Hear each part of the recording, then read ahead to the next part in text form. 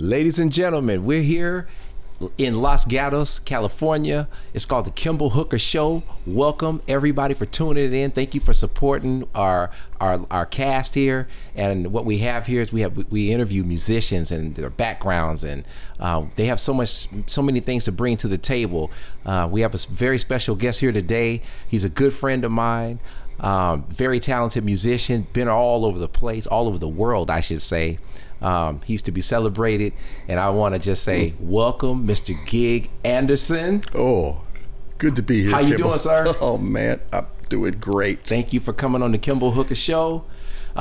For everybody that's just tuning in, just go to kimball.show and you'll see all the different artists and musicians, and you can check out all the different streams that we have: Spotify, Amazon, iTunes, all abroad, YouTube as well. And just please like and subscribe. But for now, I want to interview Mr. Gig Anderson. Okay. Man, I'm so happy to have you on my show. It's been a while since I've seen you, talk to you, but we're gonna get into it as far as your background with music. Tell us a little bit about it. How did this all start for you? Oh man,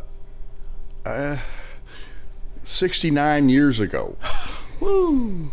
Take us back. Oh boy, it's not so bad, I guess. But no, I'm from Dallas, Texas, and my dad always wanted a musician, so he got me to play the guitar when I was 7 years old. And from there, I got into some keyboards, because everybody in Texas plays guitar. You know, if you're going to get in a band, somebody's got to play other stuff other than guitar. Right. And did a lot of road gigs in Texas, Dallas. Went out, and then a group hired me. They heard me, and they hired me to come play with them in Vegas in '76. And so I moved to Vegas. They were a lot older than me, but they were called Expressions, and I'm still in touch with a couple of them. So how old were you then, from at that time when you got to go on the road? When I was 19, I got in a pretty good band, and we were doing Odessa, Texas, Brownsville, all over Texas, Tyler. I mean, all of those long drives. Then we'd go up to Arkansas, you know, Cincinnati, some other places. Okay, all right. What genre, what style of music were you playing? That was in 1974. I started playing a lot of R&B. And R&B? Yeah, R&B and blues. We had a singer, Freddie Empire. Okay. Freddie Empire, Power and Light. We had horns. Wow. And we were doing like an R&B show. Before that, it was all rock and roll. I grew up on three chords, like, you know, Johnny Winter, ZZ Top. Okay. All them guys. Now, were you self-taught, or you? So totally self-taught. Wow. Your dad was a musician? He played. He was. He, you know, his life got interrupted by World War II. Okay. And when he came back, you know, he just had the family and just did that, baby boomers. Okay, all right. But he always wanted to be. So I didn't disappoint him. I went on the road for a long time, and, you know, he was proud of that. Right, right. Did you have siblings that played, or? No, my brother, when we first started, when we were kids, he was the drummer. Okay. But you know how sometimes drummers want to come out front? I don't know anything about that. Tell it, right? Yeah, he played all right, but then he wanted to come out with the mic, and then he just kind of gave it up. But I never gave it up. Right, right. Thank goodness. I mean, you're so good at what you do. Like, seriously, there's like only a handful of like really talented keyboard players. And I'm not just saying this because you're in front of me. I mean, I've hired you myself. Yes. I mean, we're friends, and we're co-bandmates sometimes at time to time. So I know all about that left-hand bass, man. Oh, yeah. We're going to get into that too, because that's something that's, to me, separates you from so many other talented keyboard players. But because there's like two different brains going on. What is that? How does that all work anyway? You know, when you first, as a keyboard player, you play keyboards, and then someone said, well, we need you to play bass. You start playing it, it's a totally different, and when you start thinking about it, you got, oh, well, I got to do this left and this right. And it's very hard to, but once you start doing it and all, where you start just feeling it, you're not thinking about it. And then as the years go by, you either get better or you give it up. So, and the first time I started playing bass, you know, I went to see the Doors in 1969. Oh, and wow. I was looking down there. I said, well, where's the bass player? And it turns out it was Ray, what's the guy's name? The keyboard player. The keyboard player, Ray Manzarek, one of my idols. And then around 72, one of my bands, the bass player tripped out and left and walked off, and they said, well, kid, can you play bass? So I started doing it back then, you know. Oh, so that's not something that fell upon you later in life. That you've been doing that for like what, 30 years or something like that. Yeah, a little more than that, yeah. Oh wow, I didn't even know that. Yeah, I've been playing bass, but I don't like to play it all the time because, you know, all the bass players hate me. I thought Tebow was going to kick my ass one day.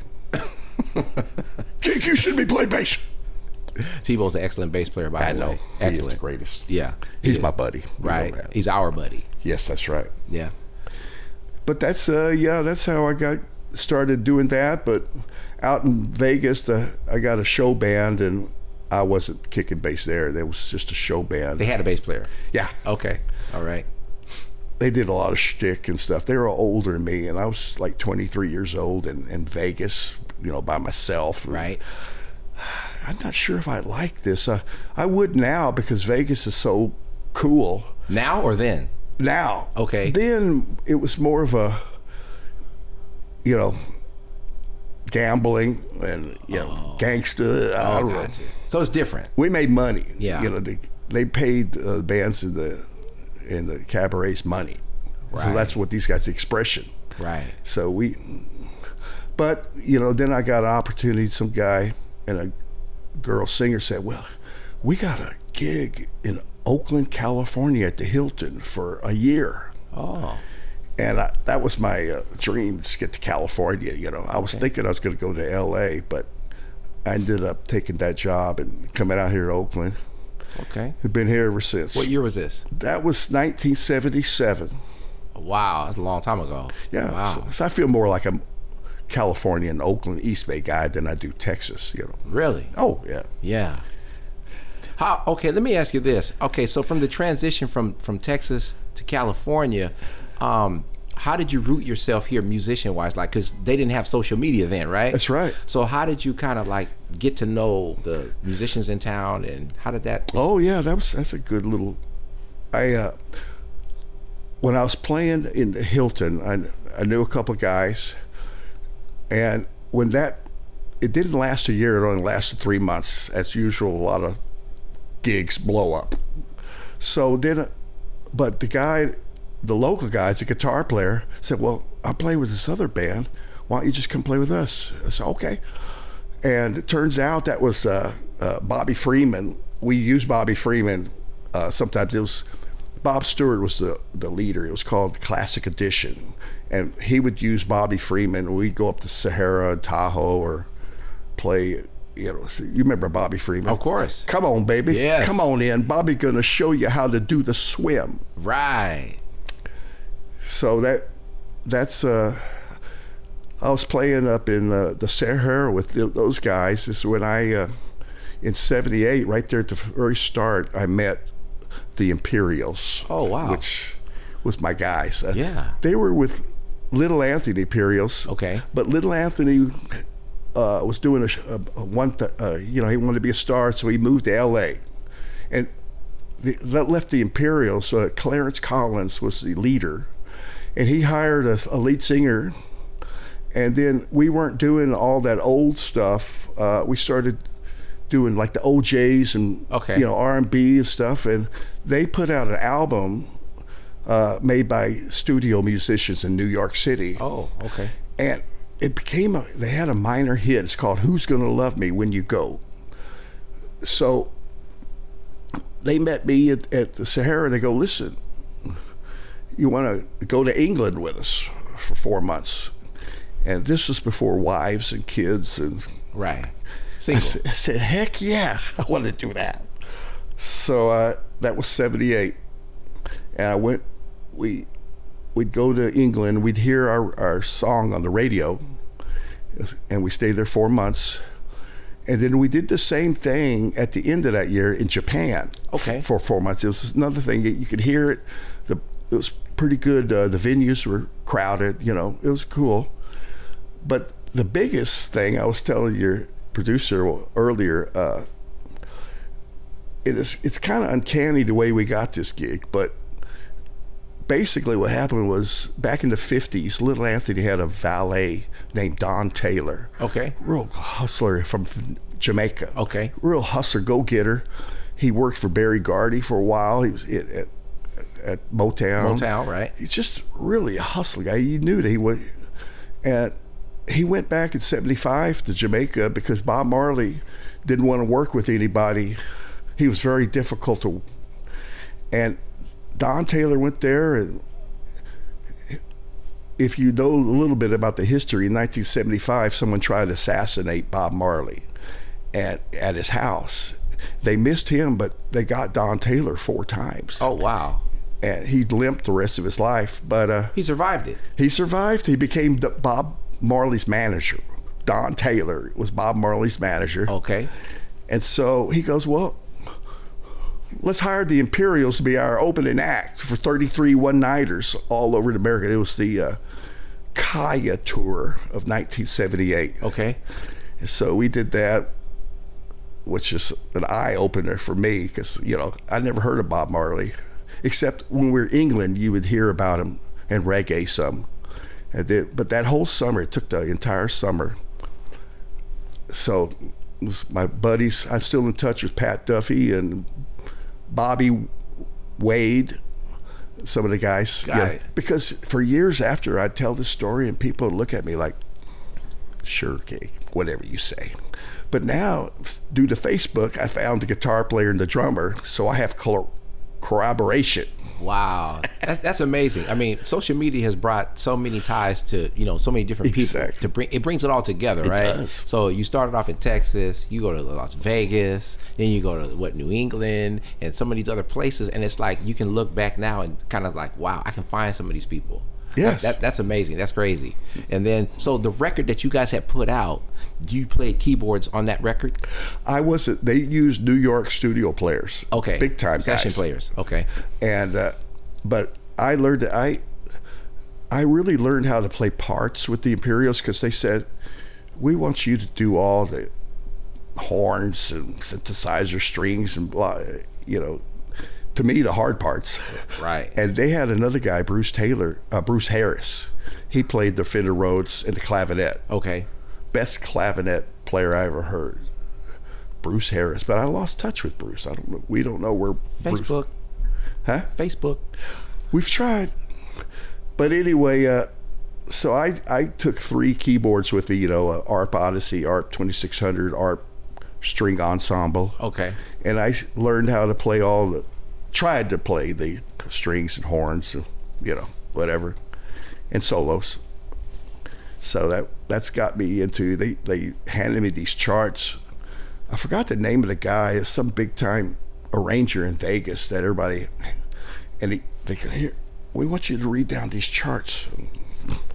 I can read, you know, but. Did you teach yourself how to read? Yeah. To read music? That guitar teacher actually taught me, you know, solo, melody line, and chords, just like I was talking to your guy. Okay. Okay. So if you give me a chart that has the chords on it and a single melody line, I can read that.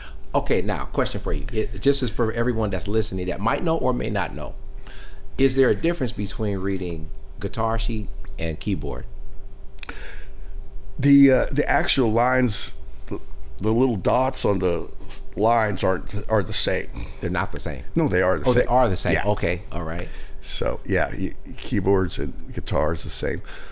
You know, they trick you up when they invented a bass clef. It's all of a sudden the bass clef's a step down from the treble clef that can give you some pointers there. Yeah. So is it tricky to transpose then? Well, yeah, unless you're a sight reader. You know, I'm sure that most, you know, classical and just they look at the treble and the bass and they know. Me, I just prefer the treble clef and a chord sheet. Right, and I'll you get by. Right, you get by. Right. Listen, we're going to take a short break. I'm here with my guest, Mr. Gig Anderson, the music, as far as I'm concerned, extraordinaire, because we're going to get into the next half in a little bit. But for now, everyone, I want everybody to log on, subscribe to Kimball.show, share this and comment, and we will see you right back.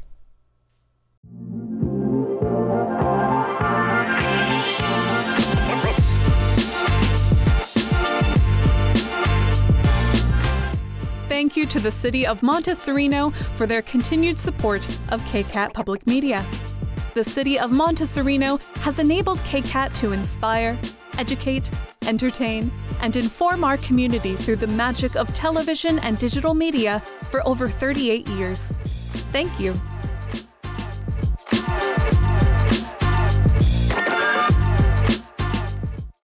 Ladies and gentlemen, welcome back to the Kimball Hooker Show. Thank you for tuning in. I'm Kimball Hooker. You guys can check all of our broadcasts here at Kimball.show. Please like, subscribe, and share. We're here in Los Gatos, California. I have my special guest here, the extraordinary musician, Mr. Gig Anderson. Hello. I want to talk a little bit more about, like, because I know you toured with the legendary John Lee Hooker Jr. Yes. I want to know how did all that start? How did you get picked up on that? And I know you've been all over the world. Talk to us a little bit about that. Yeah.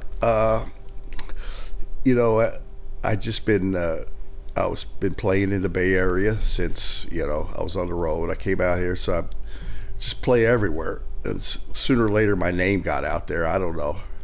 So in 2005,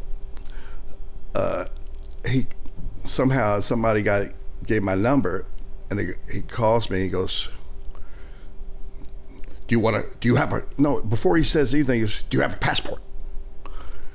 Because I guess he knows you don't get passports real quickly unless True enough. So I said, no, I don't have a passport. At the time, I lost mine or something from all those other days. And then when I went to try to get one, it was before he was going to do some European tours. And so he got a Spider-Man to do it, my buddy. And I know Spider-Man. Yeah. Yes. Me and him have been buddies and changed gigs longest time. Michael Robinson for everybody. Michael Robinson, there you yes. go. So then a year later, so I went ahead and got it, you know, the passport. Okay. But even though I didn't get the gig. Right. And then he calls me a year later. Do you have a passport? I go, yeah, I got a passport. So it was just one of those things where we started in St. Louis. I did no rehearsals, no nothing. Wow. And I drove down there to St. Louis with him and Jeffrey James. Guitar player. And I'm listening to all these, just listening, you know, studying. But when I get there, I realize that the show is totally different than the recordings. You know what I mean? Oh, wow. So, but I just learned that's the way I've learned my whole, you know, just on the job training. OJT. So what kind of genre was it? How was it different from the record to what you were expected to play live? How was it different? He wanted me to play the horn parts besides the keyboards and organs and everything else. And your buddy Mike Rogers, right, the drummer, was real big on hits, and so they came up with all these orchestration hits during the show, right? You know, as part of the show, and it was incorporated. So that's mainly what it is when I play live. Besides, you know, just sounded different live, they would have me play some horn parts. That's why, you know, horn players hate me. But I didn't want to, really. I've always just, if you need me to play bass, yeah, I could do it. If you need, you know, but I don't, whatever you need, horn parts. So in 2006, I did go on the road with John Lee Hooker Jr., and I stayed with him in around till 2013. Long time. And I mean, the gigs he got were just wonderful, top shelf gigs because of his name. Right. I mean, we go all over the world. We went to I've been everywhere that I ever want to go. I mean, some of the countries. Give me some of the countries. Well, besides the European and England, different stuff like Turkey. That 6-week thing in Turkey. Wow. We went to Moscow for 3 or 4 nights. Oh wow! Played there. Israel. Wow. Morocco, not Morocco. Algeria. Algeria. Okay. All right. And then what was? I have to interrupt. What was the crowd reception like? Like, how did they receive you? In which country? I know, right? It would be different, right? Say in Moscow. It was. We played there at this big old club, and we had on the bill. It was Watermelon Slim and Sherry Williams and John Lee Hooker Jr. It was a show that the producers in Turkey, when you go to Turkey and you have the 6-month tour, and all the blues guys do it. Everybody, B.B. King, and Right. So he had. We were the one year. That was 2007 or 8 or 9. I can't. Okay. Remember. And it was the crowds loved it. And the crowds loved it. So some people, they understand English, or they do or they don't. Some do. You'll find in the world that English is the second most spoke language in the whole world. I think. And the first? Well, the first would be whether their home languages. Right. Right. But when you asked me about Moscow and I started thinking about it, then I remember we met some people and they're so cool, and they're just people are people. They just want to live and all. And now going through all that stuff going on now. Oh, and right. I wonder about the people we knew at the blues show. We did 2 nights, and it's crazy, but it is what it is. Hopefully that'll resolve before not too much more. What's the one thing that the biggest takeaway from traveling and being a traveling musician, being on the road and, meeting all different kinds of people? What's one thing you're like, wow, that was amazing, the takeaway for you? Yeah. Oh, there's been a few, I got to admit, Israel at Tel Aviv, we played 3 or 4 spots in Tel Aviv. But during the day, the producers took us down to Jerusalem, to the city, and Nice. We were tourists. We did the Wailing Wall and all that. This is right before you might have heard John Lee Hooker Jr. is now a reverend. True, I did. He was studying then. He was changing. When I first met him, he was kind of hard. It was tough, and then he started changing. He started studying. He's a reverend now. Right. But back then, we went to the Wailing Wall, and that meant something for him. So the producers took him, me and Tebow went with him up to the Sea of Galilee, to the river where Jesus was baptized, and John Lee Hooker Jr. got baptized in that river. On tour? On tour. Nice. Yeah. Nice. I got film of it. Oh, wow. How was that? Was that a different experience for you? It is. I mean, we're out there at the Sea of Galilee looking out where Jesus walked on water, I mean, yeah. That's a different experience. It is. That was very different. Totally different experience. But the people just love, I think what it is blues is just so internationally loved. It's just people, or maybe it's just the people that come to see it love blues. But everywhere we went. How did the people treat you when you arrived there, and they knew you were part of the band and you're there to play blues music? How were you received as far as like the locals, the people who support blues music? There's a difference when you're playing with John Lee Hooker Jr., the big name. I mean, we do blues festivals with some other big guys on there, and that's all top shelf now. But if you were to play with some band you never heard of, and you show up I'm sure they would treat you a lot different. Like no one ever heard of you. But to answer your question, we always got treated with royalty because we were in the band, and and it was a good shows. I mean, I think the least favorite shows I did with them on the road was in America. Really? Yeah, you get in the van, you drive all over the place, and you're playing these. We played a lot like Biscuits and Blues, but there's some places that weren't as big. So you felt like you had a better reception when you traveled? Oh, most definitely, yeah. Better than here, than in the States. Better than here, yeah. That's interesting. Yeah, wow. it is. Bigger fans, bigger support, more support, huh? Yeah. We went down to Mexico City. They were having this huge blues thing where they were celebrating Willie Dixon, and Willie Dixon's wife was there, and there's all of these bands, like, you know, and we played out at the Plaza de Revolutionaries, this big plaza in Mexico City. And right. I mean, you looked out to the sea of people. I mean, it was a lot of people. Wow. Not Woodstock people, but I mean. What's the biggest crowd you ever played in front of? You know, that's a good question too. That you can remember. Because I know there's many. Yeah. Shoot, I would have to say it's probably with Hooker Jr. The ones I remember.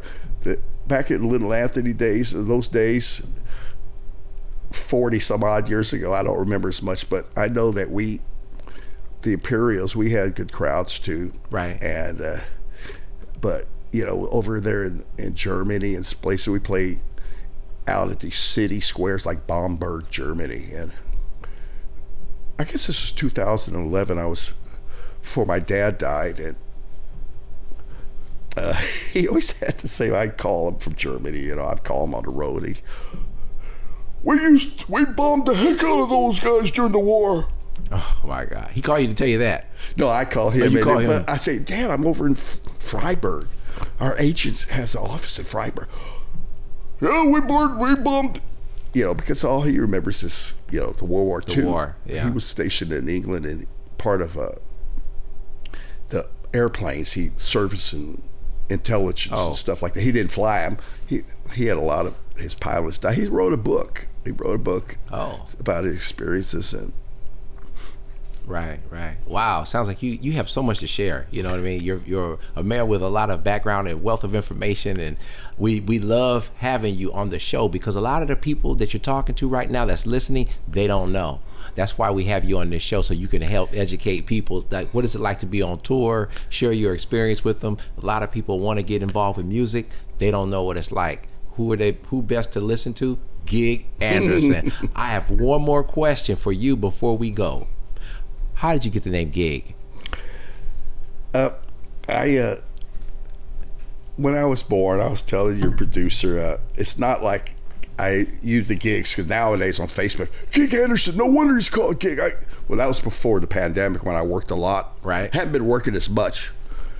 But actually, when they brought me home from the hospital, they told my big brother, he was 2, this is Greg. So my name's Greg.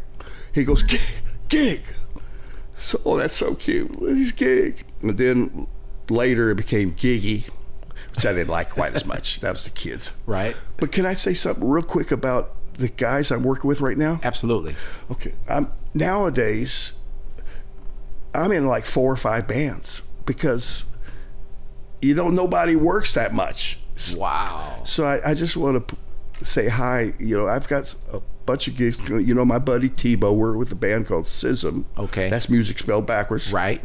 With 2 female singers, wonderful. And we're doing a June 18th gig in Antioch. Oh, nice. And then I've been in Bobby Young project for forever. He's a guitar player. Right. And we do Eli's Mile High Club. We're doing that on the 23rd of May. And then we got a job with Fillmore Slim coming up at the African American Complex. Nice. So I know Fillmore Slim. San Francisco, yeah. Yeah, we're backing him up. And then I got a call the other day, Niecy in the Obamas. I got a gig with her coming up. And but one of my main man, you know, for blues is Willie G. Right, Willie G. Willie G, the singer. I'm in his band too. I think I'm his unannounced musical director. MD, that's right.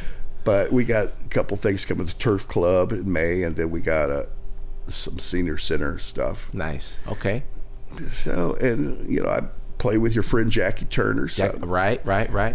As far as like a schedule, do you have a schedule where people can go see your, like, where they can catch you, find you? No, before I was using my Facebook for that. Okay. And I mean, I'll still post gigs. You know, me and my fiance Ana Guadalupe Avila, she's the artist. Right. And we I just did a gig with her. She paints, and sometimes we'll have her painting live with one of my bands. Nice. My band's called the Experiment Band. Remember that gig I hired you to do? Absolutely. Yes. I had so much fun during that gig. Thank you so much. Who can we get to sing? And it was here in Los Gatos. I said, let's see if Kimball's available. And I remember that gig too. I still remember that guy at his house, Rich. Oh, exactly. Rich. A lot of fun, a lot of good food too. Yeah. Cool. Gig, thank you so much for coming on our show. Me, Kimball. Appreciate it. And so much, my prayers are out to you as well, that you have safe travels if you travel abroad. I wish so much prosperous and joy and love for you as well too. Can I just say that once you said that, I forgot to tell you, I play in church in Richmond every Sunday on the Hammond. Oh, really? Yeah.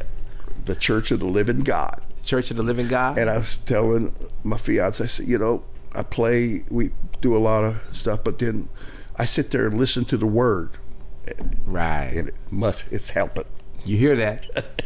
The man's in church. Every Sunday. Right. 11 o'clock. All right. You guys heard it first. Appreciate Gig. I'm Kimball Hooker. Thank you guys for tuning in. Everybody go to kimball.show. You can check out all of our musicians and this one here as well, Mr. Gig Anderson. Listen to the interview, share it, like it, post it, subscribe to the link, comment, and I will see you again next time. I'm Kimball Hooker.